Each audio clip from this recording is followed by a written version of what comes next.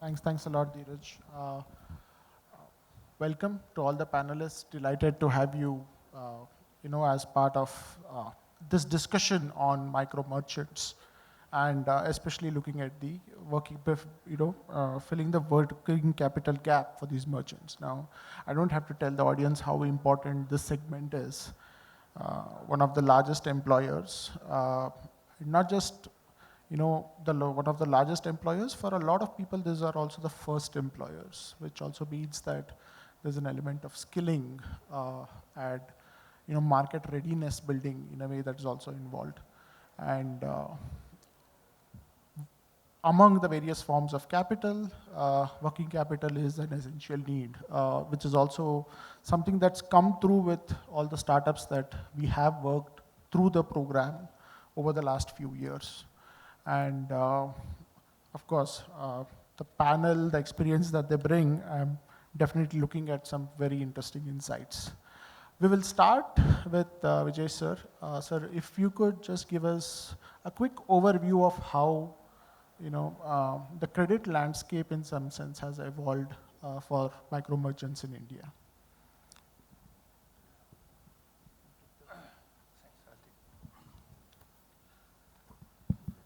So first of all, that which is not counted does not count. And this is one of the issues about the microeconomy of India.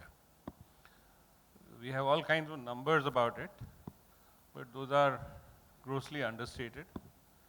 And even though we were one of the global pioneers in collecting economic statistics as well as conducting national sample surveys from the time of Mahalanobis and Pandit Nehru, but unfortunately, we've not, in 70 years of that work, really put our arms around the measurement problem of the micro sector, which is largely informal and which is also intertwined with the household economy.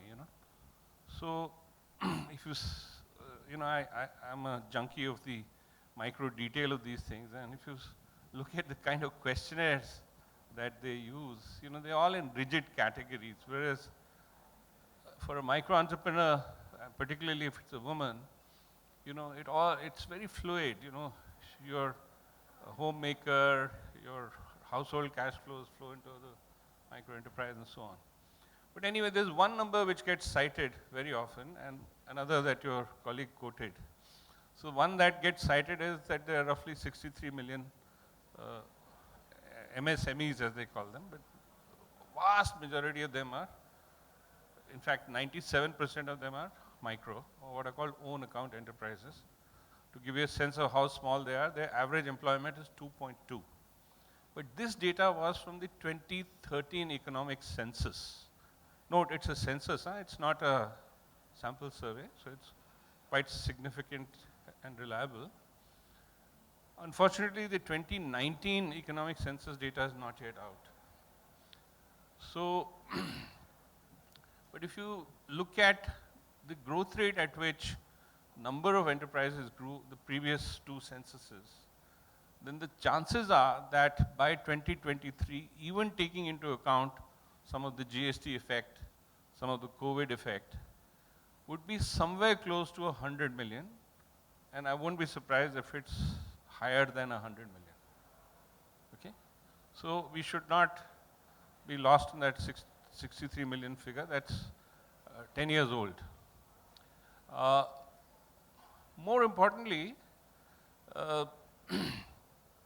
the other data that you cited, that 94% of them don't get access to formal credit.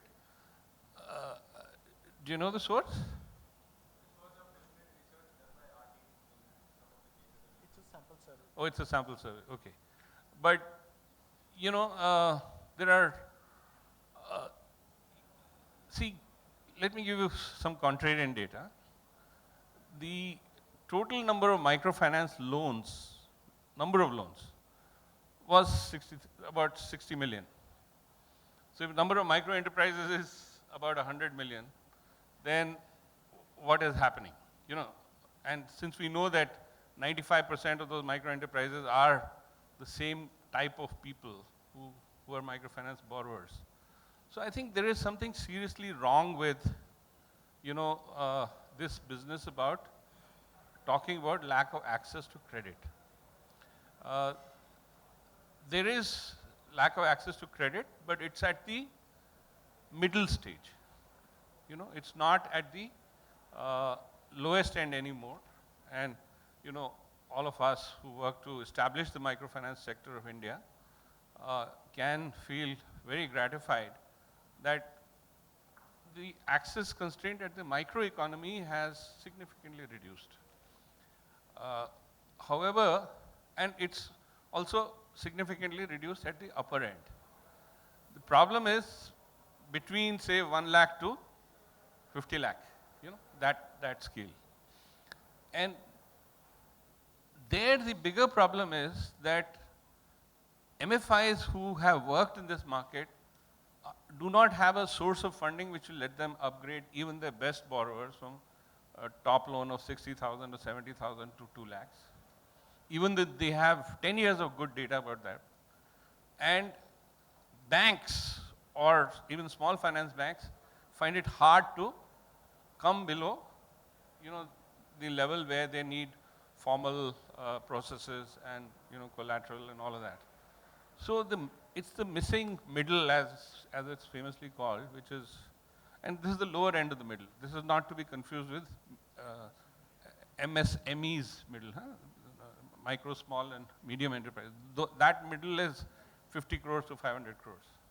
I'm talking about 1 lakh to 50 lakh. So this is middle in the micro sense. There have been recent studies. There was a Blink report which sort of has given out some data. Unfortunately, I couldn't get access to the methodology, but they say that the total credit gap, according to them, in the MSME sector is 25 trillion rupees. Or those of you who prefer lakh crore, trillion and lakh crore fortunately meets each other. So there was a study by the IFC a few years ago, which pegged this gap at about 17 trillion. So they are at least order of magnitude in the same direction.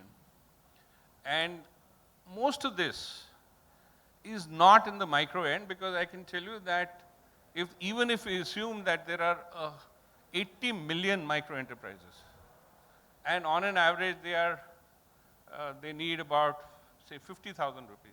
You're talking of 4 trillion, right? So they are not part of that 25 trillion or the 17 trillion gap. It is the next level, okay? And that, I think, is where the problem is, and we've not been able to crack it. There is another issue which is been significantly, I think, addressed, and we will hear in this session many examples of all the processes of onboarding, of underwriting, of monitoring, all of that. Those have been, I think, taken care of, but access to wholesale finance to support these people is still a constraint. And I'll end by saying that there's also a serious problem to lump it all under working capital. See, when you are an enterprise which is growing at 50 to 100% per annum, at least in the initial 5-10 years, you need more capital. Some of it goes for just enhancing your capacity. So it's really fixed investments. And some of it is truly working capital. And we need a differentiated product for the two, right? So, we'll in my second part, I'll speak a bit about that. Thank you. Thank you, sir. That was quite elaborate. Some interesting points that have emerged. Teresa, I'll now come to you. As Omidyar has invested in quite a few, startups in the space. What has been your experience? Yeah, good afternoon, everyone, and thank you, Sandeep, for this opportunity. MSME finance is a topic that really lies at the heart of our work, and it's great to be part of this discussion. We have been investing in India for over a decade now, and we've been fortunate to support many organizations working to improve access to finance for MSMEs. These include NBFCs such as Vistar, New Growth, Ashwa Finance, Indifi, and so on. We have recently funded a few embedded finance platforms such as Credflow and QBuster. We also supported a few incubators and accelerators like the FinTech Yatra and the Financial Inclusion Lab, and also funds like the Bharat Inclusive Technologies Seed Fund. We also seeded a company called FinReach, which is India's first private microcredit guarantee facilitation company targeted at MSMEs. And just to, if you look at the various cohorts of our investment, our first cohort was really traditional MSME lenders. This is pre-2014. These were predominantly offline lenders like Vistar and Ashwa Finance. So that's our MSME Credit 1.0 portfolio. With the evolution of the digital economy and the India stack, we shifted our focus more to fintech lenders like Indifi and Neo Growth. So that's our MSME Credit 2.0 portfolio. And MSME Credit 3.0 for us is really these new embedded finance models where the core use case that the platform is solving for is not credit. It could be procurement, it could be payments, it could be accounting or cash flow management. And credit is embedded on top of it. And these are particularly well suited for low ticket, high frequency use cases like working capital credit. And now, with the India stack maturing and there's growing data availability through APIs, we are seeing rapid transformation across the entire credit value chain from origination to underwriting, servicing, and collections. And I'd like to share, what we've observed as, three major success drivers, based on our experience, what we've seen in our portfolio and, in the fintech landscape particularly. One is segmenting the market and offering tailored products and customer journeys, to suit a differentiated customer base. Two is leveraging supply chains to reduce the cost of acquisition as well as to enable better selection. And three is, really creating cutting-edge data analytics capabilities for better risk management, underwriting, as well as for creating, more tailored products. So that's been, our learnings from our, fintech investing over the last 10 years. Thanks a lot, Teresa. I mean, it's great to hear, right? I mean, when Vijay sir spoke more about the larger opportunity and how we tend to understate it and probably not understand it as well as we should have. Teresa is also talking about some of the higher level opportunities, definitely, that exist in the space. We'll now dig a little deeper. We'll come to Abhishek. Firstly, congratulations on the recent fundraise. Would love to hear more about, how you have looked at lending, while, you've been in the remittance space now, moving on, enhancing, and how does credit play its part? What's that gap that you've been filling? Thank you, Sandeep. First of all, on the bit of funding, it was just in the nick of time because COVID literally broke our back.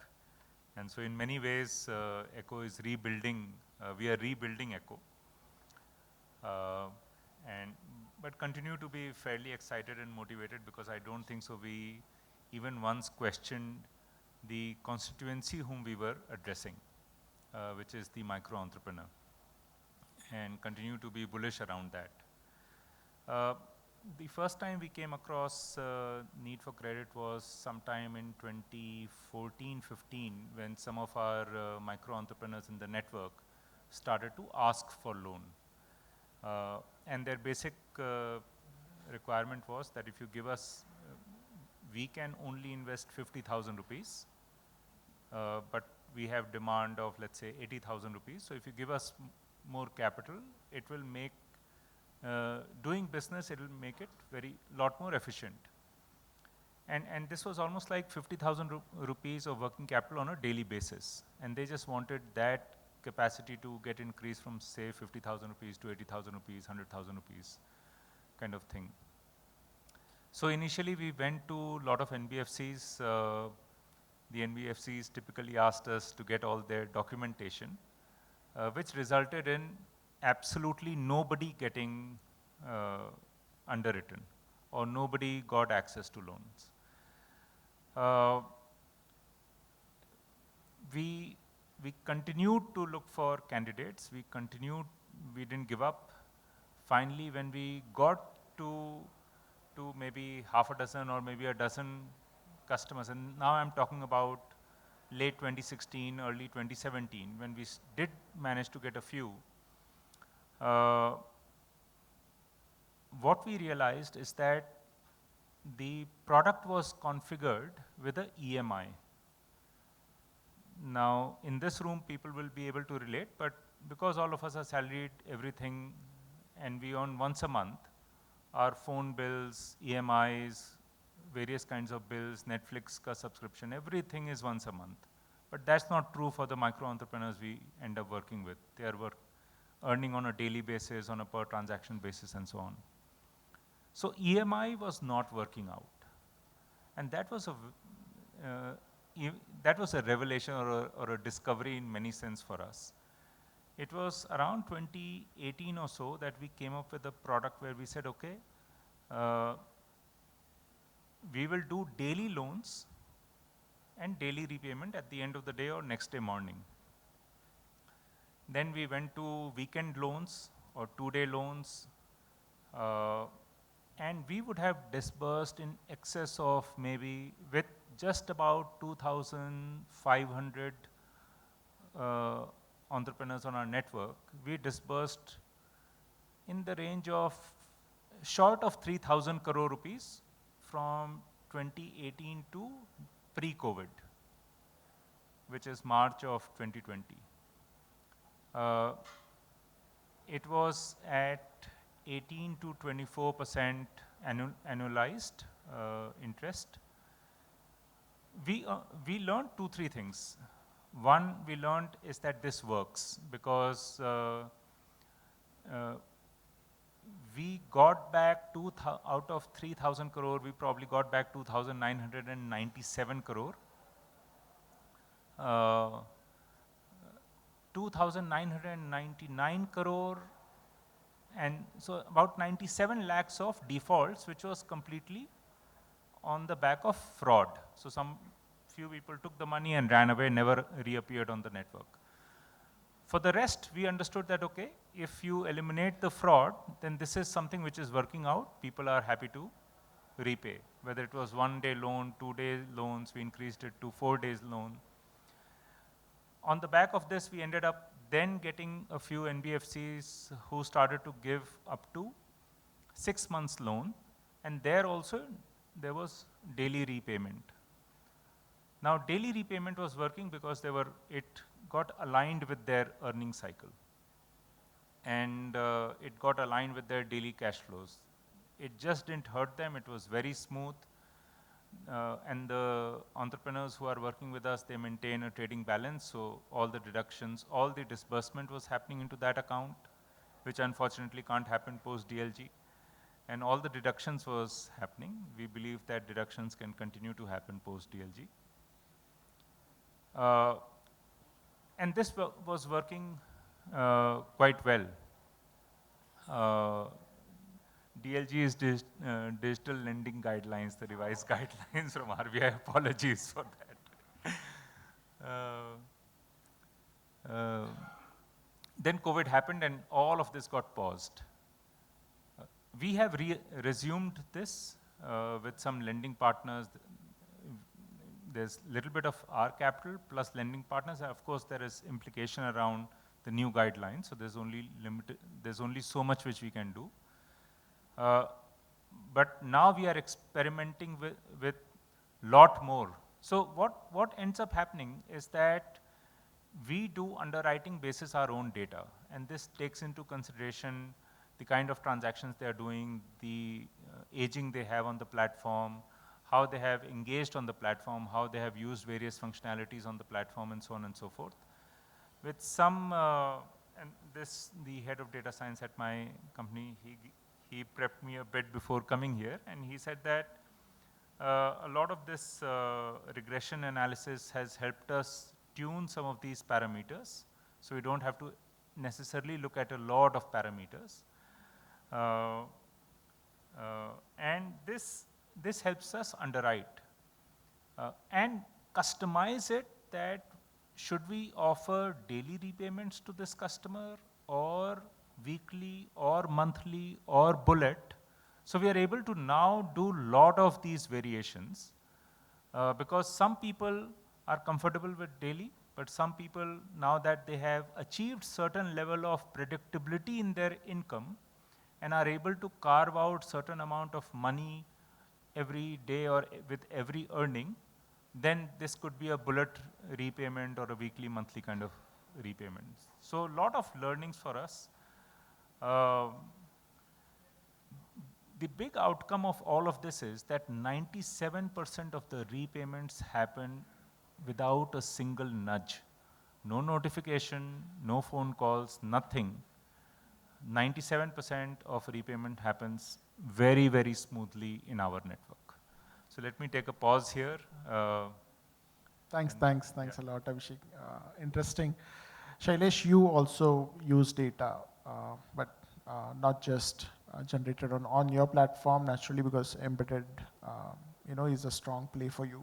How is Growmore's approach, right? And I also remember you talked a bit about also around capacity enhancement, right? So if you could speak a bit about that.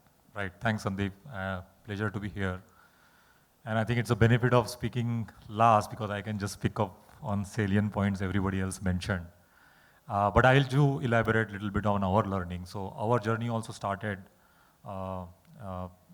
exclusively for SME financing, doing totally collateral-free loan. We used to do retail sourcing using our own feet on street across 3 different states, some 50 odd cities. And the pandemic has been a big challenge for us too, particularly from a growth perspective. And I think on the hindsight, I think sometimes they say adversity comes with an opportunity. It also gives us a moment to retrospect and things which worked in lending, things which did not work in lending, and at a broader level, what's happening in the ecosystem. So when we looked at that and our own experiences, we realized that the product design in lending is really skewed, right? If you talk about a very standard business loan kind of product, which most of the banks and NBFCs offer, it is a very lazy adaptation of a salaried personal loan, right? I think we mentioned about how EMI loan is not suitable for businesses because they do not have a very stipulated standard kind of earning, right? A term loan kind of product, which are typically promoted by lenders because it builds the book faster, you have a capital deployed for longer time, at the same cost of acquisition, you earn more interest, whatnot. But from a business's point of view, he has a problem of a negative carry, right? Because if he's meaning to use it for working capital and the money is lying idle in his bank and he's paying 20-24% interest on it, it's a net loss for him, right? So I think first realization was that there is a entire industry was trying to fit a round peg into a square hole kind of situation. So customization of product at a mass scale was the must, especially if you have to cater to small businesses. That was the first learning. The second learning was that at a ecosystem level, we were moving away from a very isolated bilateral lender-borrower relationship, right? the larger digital first ecosystem was rapidly evolving. Even if you look at the kind of equity money has come into India over the last 5-6 years, the bulk of that money has gone into digitalization of the supply chains, right? A lot of non-financial companies have come in which are catering to variety of needs of these businesses. Somebody wants to do accounting, there is an app for it. Somebody wants to do a receivable management, there is an app for it. You can actually order for an inventory and track a progress for it using your phone, right? So this digital first ecosystem was evolving and which was generating a kind of a real-time engagement model or a visibility into the businesses, right? So the lending, which is basically an underpinning of economic activity, right? Lending doesn't exist if there is no commerce, right? And I think we knew this all along, but probably there were no conducive infrastructure pieces available.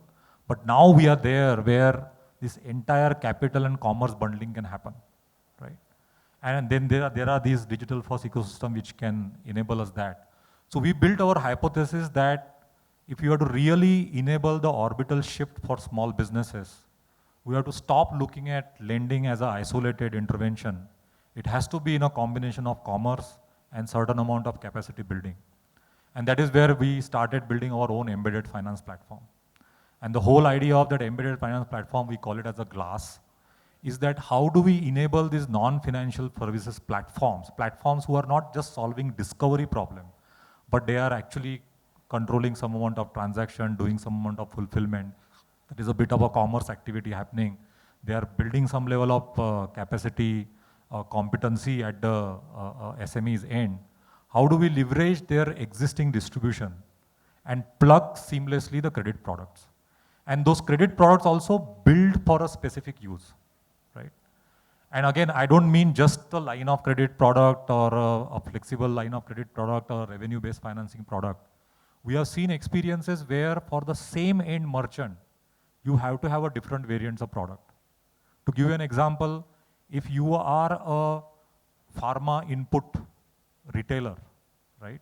You keep products like seeds, fertilizer, pesticides. All of these products have a different cash flow cycle, right?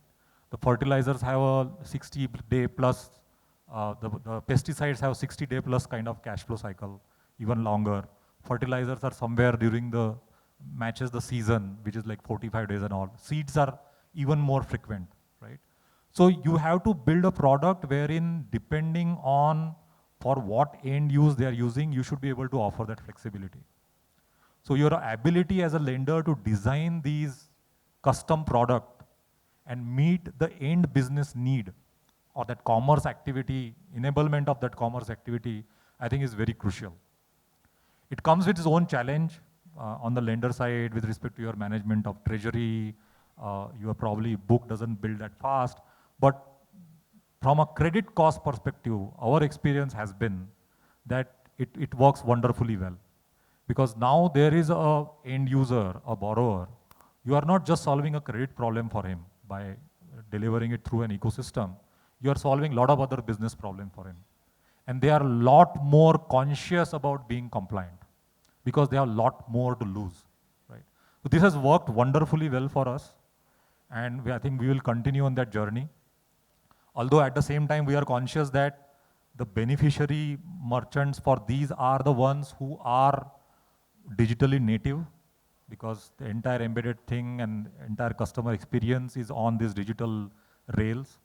And we are cognizant of that. So what we also do to kind of build that future market, we also do these blended finance kind of instruments, wherein the market is very risky, first-time borrowers, but they deserve the working capital. Capital can work as a good lever to improve their capacity and bring some desired behavior nudges into them. So we do some of these blended finance kind of things also. An idea there is also is that build a continuum, credit continuum. How do we evolve them from a blended finance where there is some amount of guarantee, risk protection, to a free market commercial kind of product? How do we take them on that journey, leveraging the data which they create in the journey? So that has been our experience. And we strongly believe that rather than doing this singular sequential kind of intervention, we need to blend and address the the business, the market linkage, commerce as a need, and the finance is basically a tool to do that. Yeah. Right, right. No, interesting perspective. Thanks for that, Shailesh. So,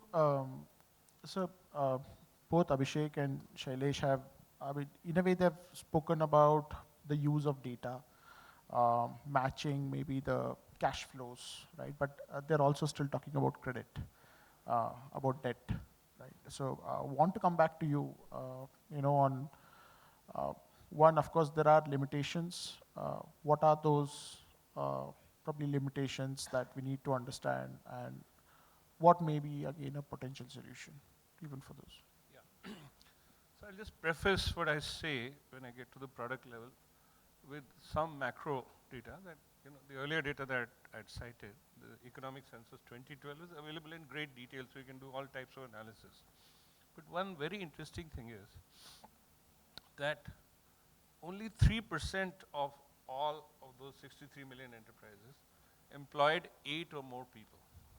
Only 3%. In fact, it's 2.8%. And they together accounted for 22.5% of all employment. Okay? So as far as I'm concerned, if the nation's biggest problem, which is livelihoods, has to be addressed, it won't be by the mom and pop kirana store, which all us microfinance fellows love. There, all that happens is that from eking out a subsistence livelihood, they move to a little more steady livelihood. And in some ways, even with a rather stodgy product called the EMI loan, microfinances more or less stabilize their lives because they're not very high growth, etc., etc. And through a quick repeat loan, they get recapitalized. But these 3%, what I call them DESI enterprises, by the way, DECI, for DESI, DESI means 10. They're DESI enterprises because they are about to employ 10 people. There's already the owner, and then there are 8 employees, so you're at 9, and that's 2013 data. Most of them are DESI enterprises. The answer to India's livelihood problem is to have millions of DESI enterprises. But how will we get them? Microfinance, the way it is structured today, cannot finance them. The banking system, the way it gives out SME loans, cannot finance them.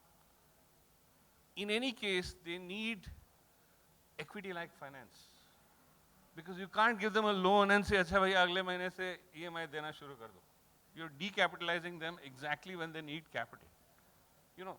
If you see the life cycle of an enterprise, it's either startup, or it's growing, or it's stable, or it has had a shock, in which case it declines, but then hopefully it comes back. So except for the steady state, in every other case, working capital is only one of the financing requirements.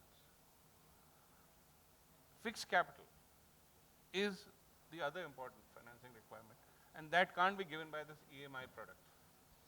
It actually requires a quasi-equity-like product, and the problem is, by the time you're reaching this scale, you can't do venture capital. You can't do standard issue venture capital because, how will you do an exit? You can't do a trade sale. There's no question of an IPO. So the VC language doesn't work. You can't do some of the other things of which there's lots of innovations, bridge to capital. We heard embedded finance, many other examples that I know. They're all doing fantastic solutions for the unmet need in the working capital space. But in the startup and growth space, you need something else. And in fact, I'm delighted to tell you that Pranay Bhargav is here, with whom I've been working for the last 3 years. And he's recently also been joined with Sanish.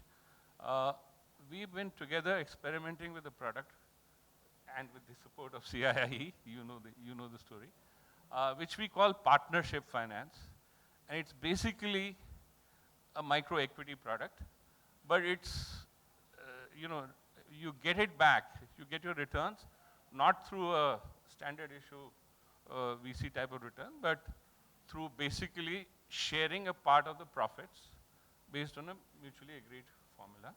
We've done a very small number of trial financings, and it's giving the same level of delight that we heard Abhishek and Shailesh talk about. That it seems to speak to the entrepreneurs.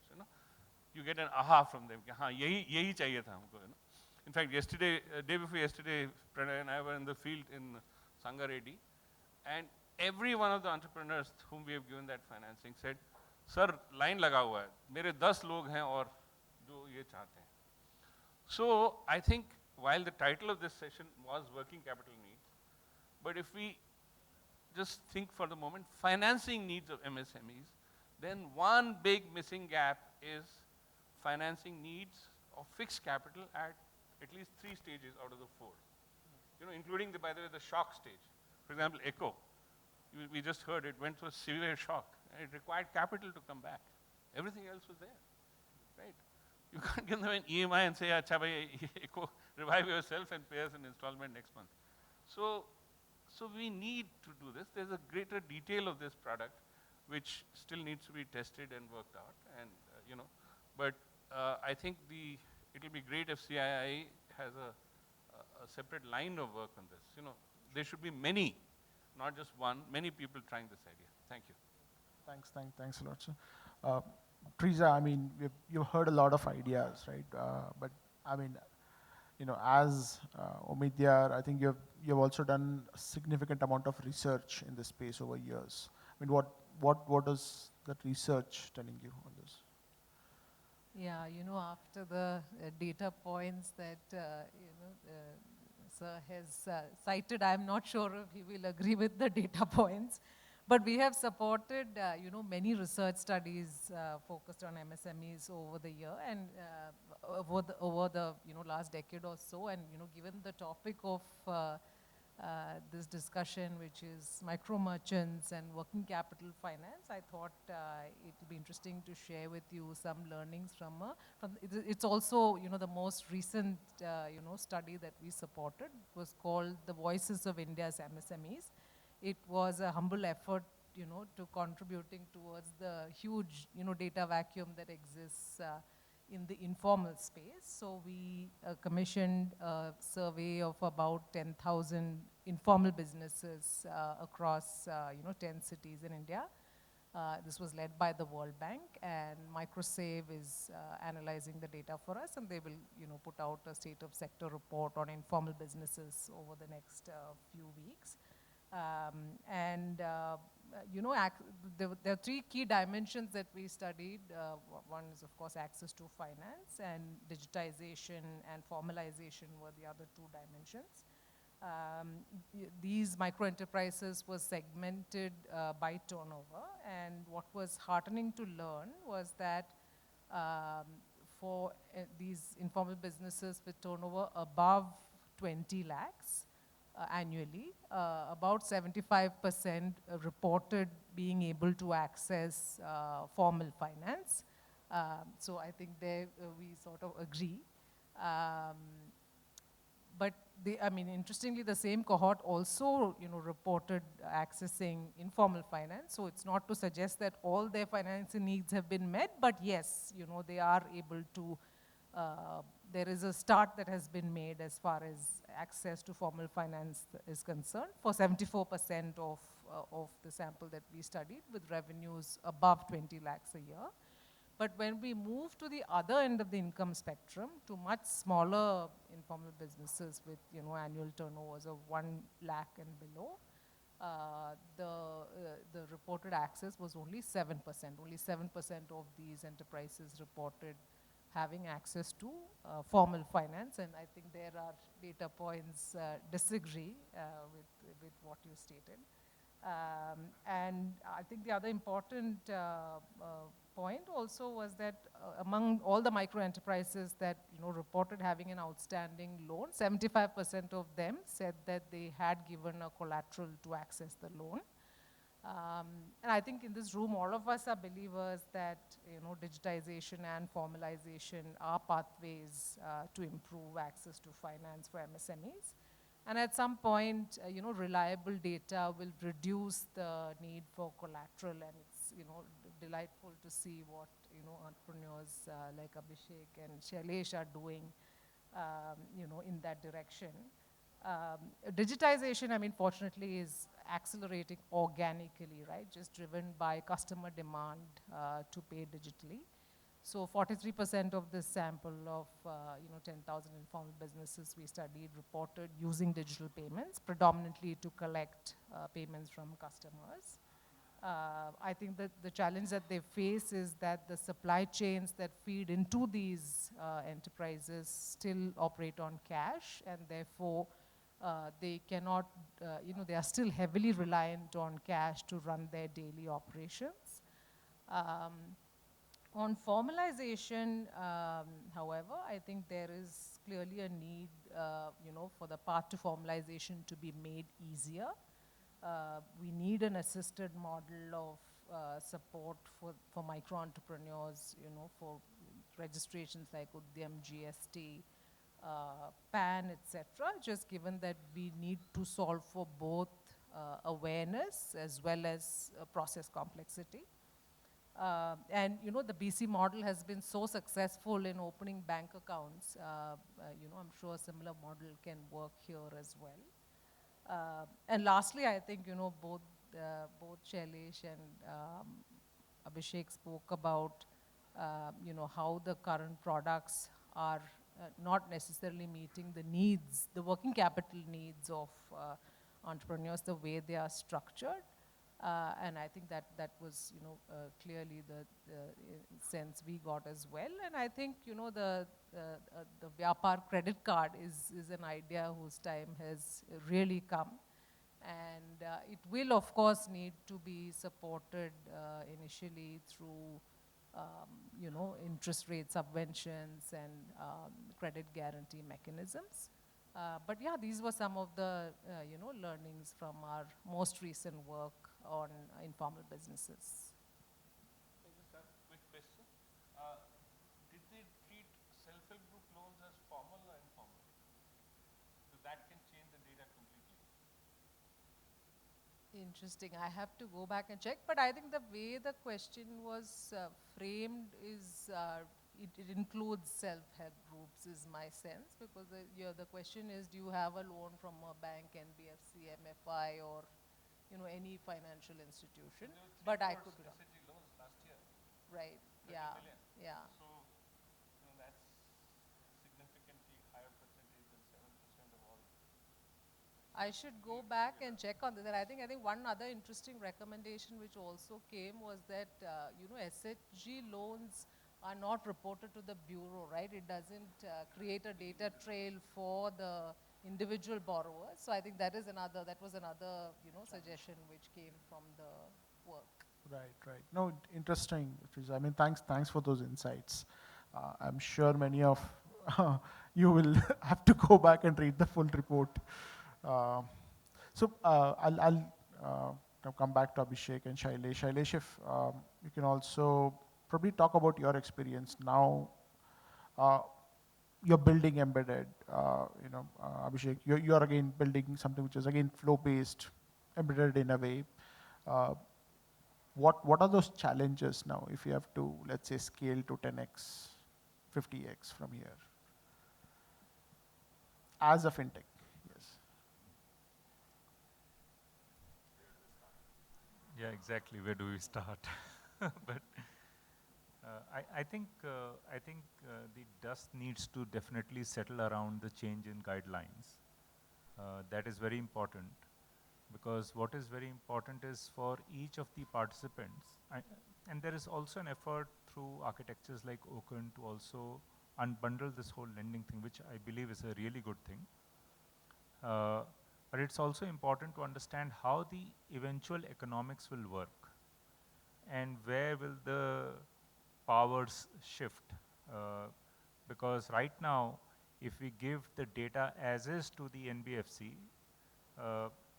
then we are not sure whether we'll get disintermediated or not. Clearly, there's an argument that if you will continue to give more of the same kind of data, more likely you are going to get disintermediated. So how do you plan to work on your data collection? And that's definitely a problem statement and a challenge for organization like ECHO.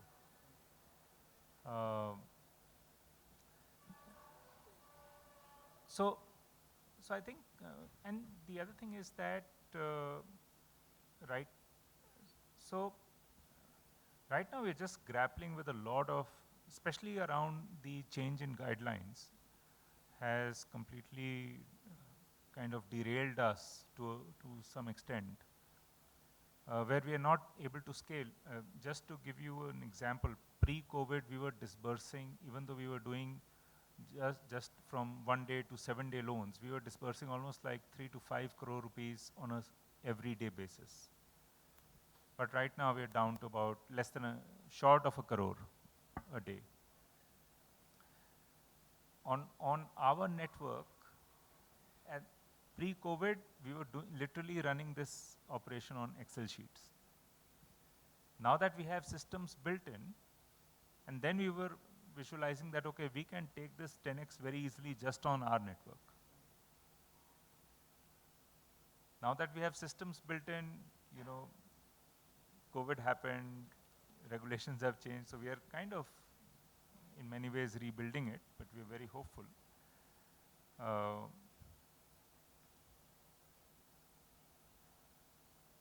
Yeah.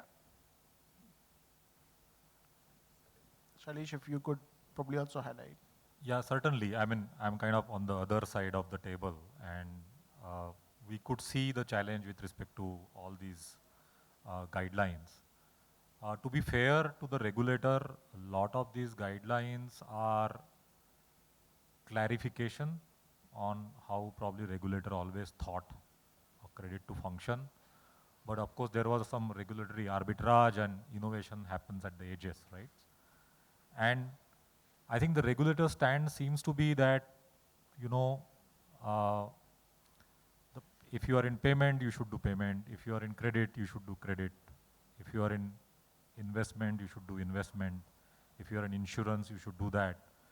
But I think, like I was mentioning, right, this whole isolated view and with entire digital wave coming in is getting disrupted, right? So now, I think in future, it is not the companies will compete, it is the ecosystems which will compete. The payment and credit and your savings and investment and insurance, they all will need to eventually blend. So I'm still hopeful that this is probably a transitory phase. And after doing a bit of a reset, there will be a good cognizance of how these businesses are interlinked. And it is very essential for fintechs and regulated entities to work together to even achieve this massive goals around whether it is a GDP growth or employment or a financial inclusion. So yes, on the regulation side, there have been some hiccups and challenges. The way we are actually circumventing it is that our relationship with some of the fintechs are very successful, some of the fintechs are not so successful. And the clear element where it is successful is that we are treating it a strategic relationship. We are not treating it as like a transactional relationship.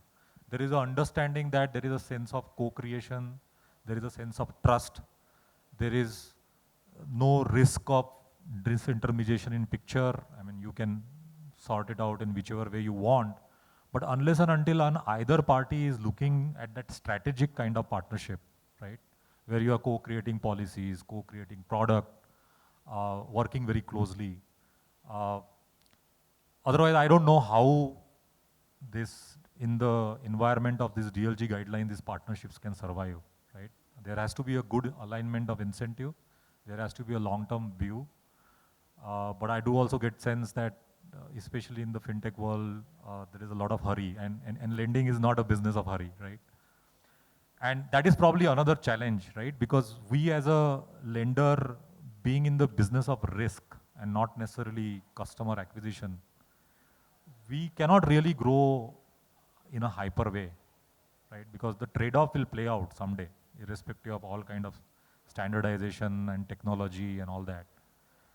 And that is where I think the another challenge we see is that while debt itself is getting expensive. Equity also is not necessarily flowing very freely when it comes to regulated entities, right? So that also curtails their ability to kind of foster these kind of partnerships and further nurture these kind of relationships and work together. So that is another thing. And I think what NBFCs particularly face, it was well evident during COVID and in relation to banking and with respect to capital window available from regulator and all that. That's a long list of challenges, but anyway, I'll not get into it. But particularly, I think just echoing Abhishek's point that there has to be little more clarity and a cognizant understanding on behalf of regulator that ultimately we are solving a problem of, in this case, a merchant. So payment, commerce, capital, credit, everything has to work together and the regulation should take notice of that. Thanks, Anish. Interesting, I mean, a lot of points that we have covered. So just before, I think we'll take questions, from the audience here. Access to capital in general, how much of a constraint is it or going to become? Shailesh alluded to the fact that it's not just debt, but eventually all debt has to be underpinned with equity, risk capital. And access to equity is even more difficult because you have to cross many more hoops, and the pyramid is much narrower. So I mean, listing, for example, is the apex, but even if you take the SME exchange, getting there also, I mean, we're talking of a few thousand companies in the whole economy. So we have to figure out a way of democratizing access to risk capital, whether we call it micro equity, partnership finance, or I just heard you mention in passing this FinReach, that guarantee mechanism.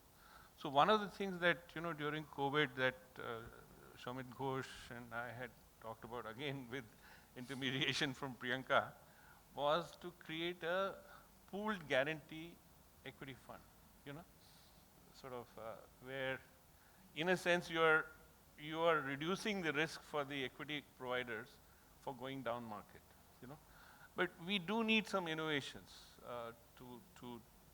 to enhance the access to both types. I mean, I think on the credit front, there's enough of an ecosystem which has got built, and I'm pretty confident that in 3 years' time, we'd be saying, "Ha, ye bhi crack ho gaya."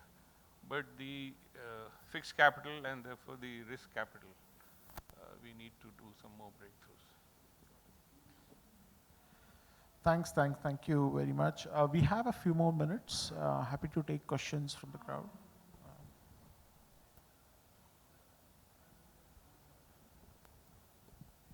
Please do mention your name and also if you want anyone to specifically answer it.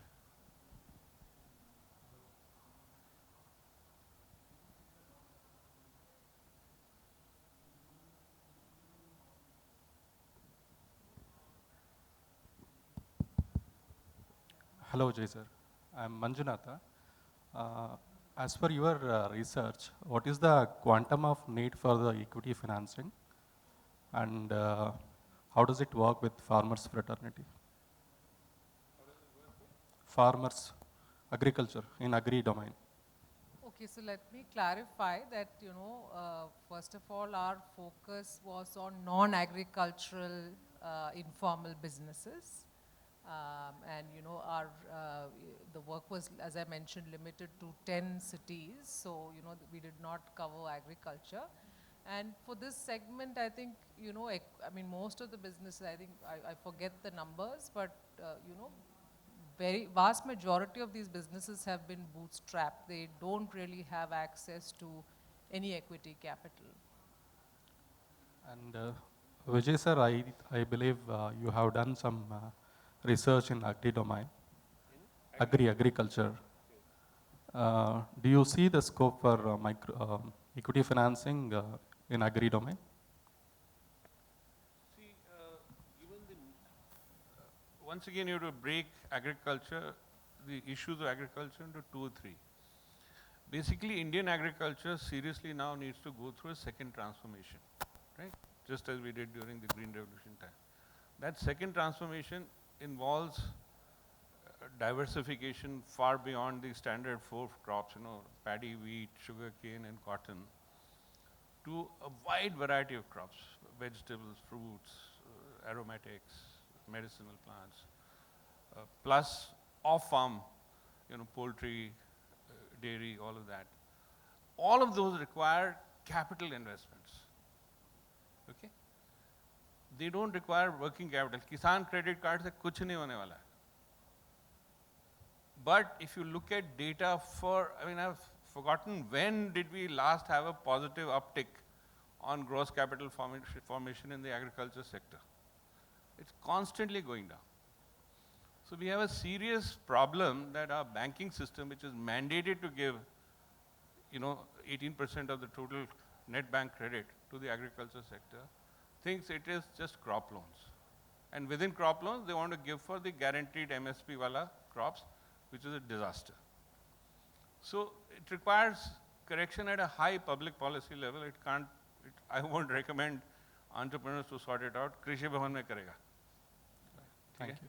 And Abhishek sir, what is the IRR you accomplished in case of EDI, equated daily installments, internal rate of return?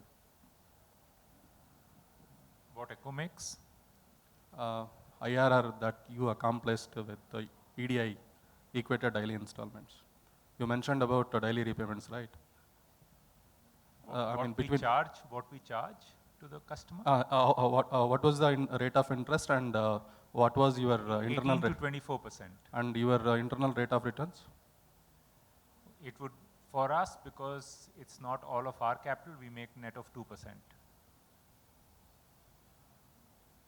Does that answer Okay, your I'll question? connect offline. Okay. Yeah, my name is Nagachaitan, and I have a startup CAE portfolio, which is Navank. So the question is, whenever we talk about working capital gap for the MSMEs or the small businesses, micro businesses, we try to put it into the same framework of what Tandon Committee working capital gap definitions were. So is there any thought process, especially as a banker, forget about this, bankers have this, that 3 years, it should be, it should have a balance sheet for 3 years, and then, you should have a working capital gap, then I have a current, liabilities and current assets at these levels, and so on and so forth. So there has not been any discourse on defining while we defined and redefined MSMEs so many times in last 10 years or a decade or so, we have not tried to define what is a working capital gap for the micro enterprise segment. So I think if we are talking about that, what is the general view of the panel on this kind of redefining this for the micro enterprises so that it becomes much more meaningful for the NBFCs who are lending in that space to lend them?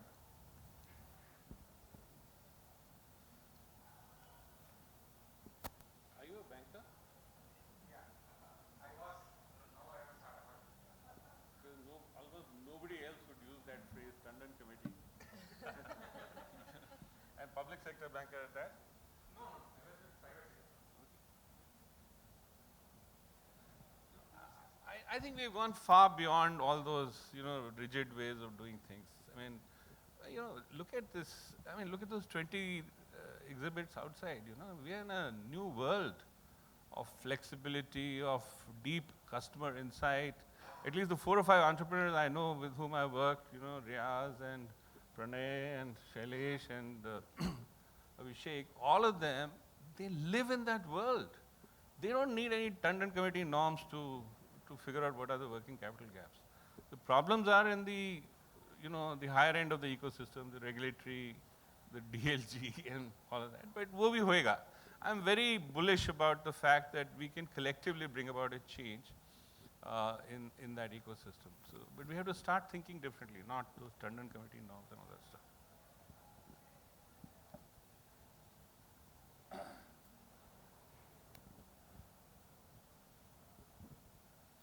Hello, my name is Monami. I had a technical question. So if somebody allows a daily repayment loan product, how does the credit bureau take in that data? What is the back-end understanding from the credit bureau when there's a daily repayment structure? That's a good question you have asked because we can't share that data. We are not an NBFC, and that's what limits us. We want to share that data because there's a lot of awareness around credit scores these days. But we are not able to, because we are not an NBFC, we are not able to share this data with the bureaus. Pre-COVID, I think when I think we were participating with one of the P2P lenders, they were definitely sharing some of this data. But post-COVID, we have not been able to share. But yeah, that's the intent. But I want So- to get 2,997 crores out of 3,000. So I think the reporting to bureau is purely dependent on the structure of the product, right? Because you will give a schedule along with the product and all that. The EDI or EXI, I mean, it can be weekly, fortnightly, whatever.